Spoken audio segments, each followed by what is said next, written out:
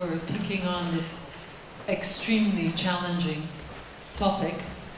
And here we have the next two topics are closely related in their scope. They're talking about leadership and school principles, but they will be very different approaches. First, we'll have Magid, who's going to talk about leadership styles of principals at schools and a comparison among principles of government schools, private language schools, and international schools. Hello everyone. Can you all hear me? No? Okay. Well, if I start with thanking people that I would love to thank, that would take longer time than I'm given for the presentation.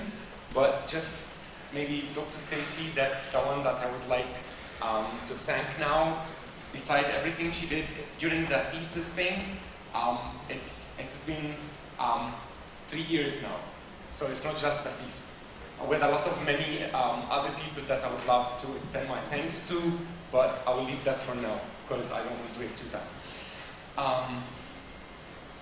Well, I have been interested in school leadership in particular ever since I joined the program, and by the end of the journey there, I wanted to get something to add, just like Dr. Torres used to tell us. You just add this little piece of sand to the top of the mountain, you just add one thing. I don't even think I did that, but I tried to. My topic was to make a comparison between school principals in governmental schools and two private types of schools that are private language schools, as we call them here in Egypt, and international schools, and I would leave the operational definitions for now. Why would I want to do that? Well, I had a relatively short literature review, simply because we did not have many papers written in Arabic dealing with that, so all of my studies were in foreign countries, not in Egypt. And this was a sad thing to find, actually. But why is it important to study the school leadership styles? Simply because they affect almost every single aspect and variable that we can deal with within the school field or context. They affect student achievement, and this is what's all about. They also affect teachers' performance, motivation, and everything else. So it is important to study school leaderships and see how they cause this thing. I had a theoretical framework, which is the full-range leadership theory or model. It's relatively recent, and we've been dealing with that for a long time in Dr. Stacy's classes, and it's been interesting to me, so I thought this would be a suitable framework to use as a lens to look at school leadership in Egypt. What is it, what the full range leadership theory is all about can simply be elaborated in this diagram. We have 3 different styles that are transformational leadership, transactional leadership, and laissez-faire, which is a French word.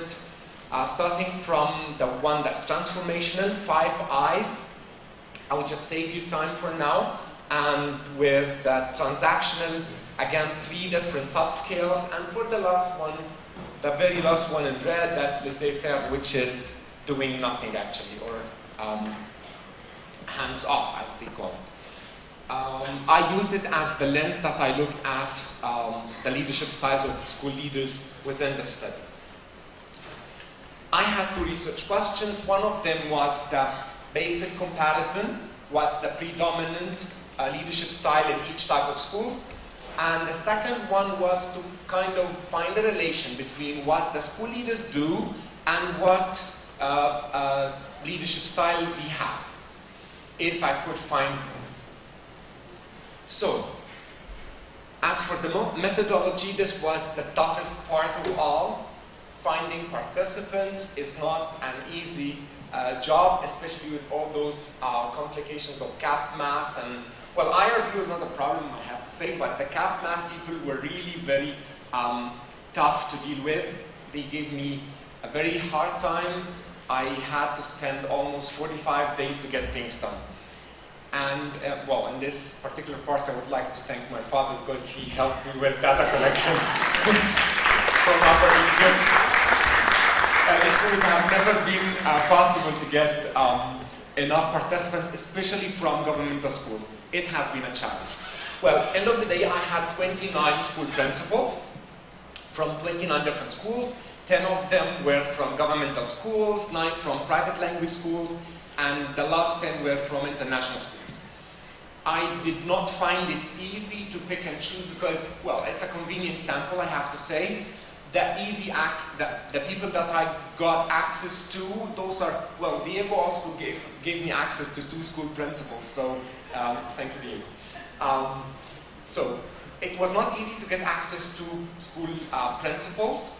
If you had connections, this could be easy, but I did not have those many connections. So I ended up with only 29. Again, Dr. Nagwa was not happy with the number of participants, but well, this is what I could do, doctor. The second thing is what I used to measure my variables. I used 2 questionnaires. One is the multi-factor leadership questionnaire, MLQ. I had to get permission and had to pay for that. And the second one was a very famous one taken from the OECD, which is called the principal questionnaire. I had to cut parts. I had to get an abridged version to use for my, it was like 25 pages long. So I had to cut parts to suit for my research questions. For the data analysis, well, it looked like an easy part at the beginning, but it's not. It was, as you can tell, a quantitative approach. I used SPSS version 19, and it was one-way ANOVA and cross-tabulation at certain parts. Now, coming to the findings, I did not form any hypotheses as I started my paper, but, well, I have to tell that back in my mind, I would expect principals from international schools in particular to have more of a transformational leadership than anybody else. That was just an expectation. It did not become a hypothesis. However, I was wrong. And this was kind of interesting for me to find. Well, to start with, as a general finding, principals from public schools that you can see at the very last part on the left-hand side scored higher on transformational leadership than private language schools and international schools. It was not statistically significant, the difference between public and private schools, but the difference between public schools and international schools, it was a significant difference. So you can tell. Now, the second thing of the overall principles of private schools, private language schools scored higher on transactional leadership than both international school principals and public school principals. And they all scored more or less the same with no significant differences in laissez-faire. For the sub-scales, only 2 scales, that's number 3 and 4, in inspirational motivation and intellectual stimulation. Those were the reason why public school principals scored higher on the transformation leadership, because they scored very much higher than international school principals in particular. The same for transaction leadership. Well, the middle one, the very middle one, is the management by exception active. That's where principals of private language schools scored higher than public schools and international schools as well. Now, coming for the answer for the 2 questions, well, it's a long thing to say, but very briefly, For the first question, transformational leadership style was the predominant style in all three types of schools. So more or less, no differences. For the second one, and this was kind of interesting because when we link the first one to the first questionnaire to the second questionnaire, again, there were not many differences between the three types of schools as to what they do, their jobs, their job description, their daily routine, how they spend their time within the school, and all the factors that we got answers for in the second questionnaire. More or less, no much differences. However, one big difference that was the responsibility for school resources. Principals of public schools had no responsibility for allocating resources, budgeting, or any similar thing. As we all might expect, because, well, I was taught in public schools and I knew it beforehand, even before I conducted the questionnaire. But the thing is, this has nothing to do with their leadership style. It's not because they have a different leadership or because they don't have those responsibilities that affect their leadership style. No, it was not the case. For conclusions, I had three main limitations. However, I had more than three actually. The first one was the small sample size. It's relatively small and it can never be a representative sample, as you all might tell. However, it's a start. I mean, people, including myself, would think of making it bigger and make it more representative, simply for one reason, because we had 27 governors in Egypt, for example, and only 2 of them were represented in the study, only Cairo and Sohag. And from Cairo, they were only from the new Cairo area, and from Sohag it was only one city. So you can imagine it's not a representative sample. It could be worked on later on. The third one, and this is a big limitation, for the 2 questionnaires I used, they were self-rated. I mean, principals rated themselves in what leadership style they had, for example. It would have been much better and more credible if I used teacher rating for their own principles. However, from previous papers, like Dr. Stacy suggested, and from the paper that one of our colleagues here, Randa, she tried to get the teachers' rating for their principles. She got rejected from many different schools just because the principals did not want to be evaluated by their own staff members.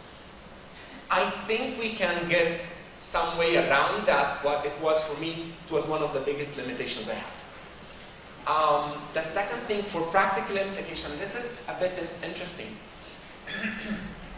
As I was, and again with the help of Dr. Nagwa as well, I found that one of the findings from the OECD principal questionnaire, no public schools had principals under the age of 40. And obviously none of them were above 60 years old, because this is when you get, when you retire.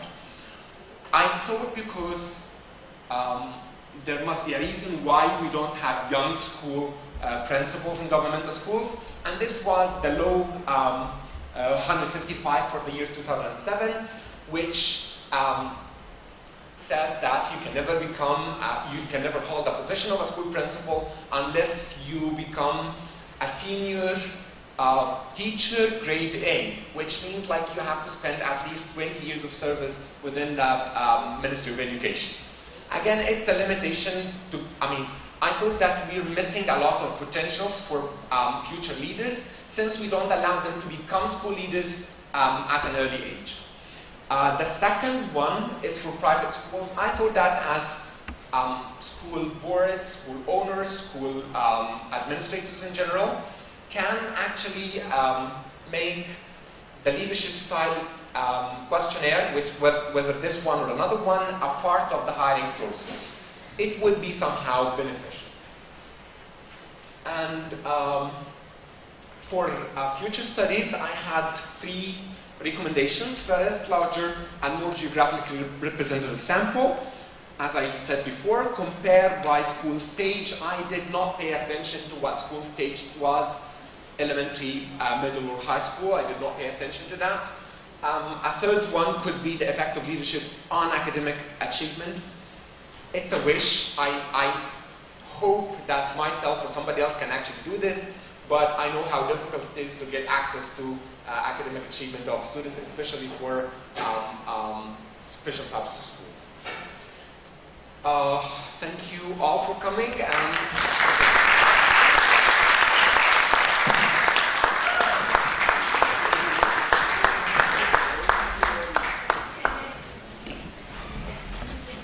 thank you, Megan. Okay. Now we're going to see another, maybe answering part of what Megan was talking about, answering the issue of teachers' impression of leadership styles, responsibilities of teachers. So here's Emilio.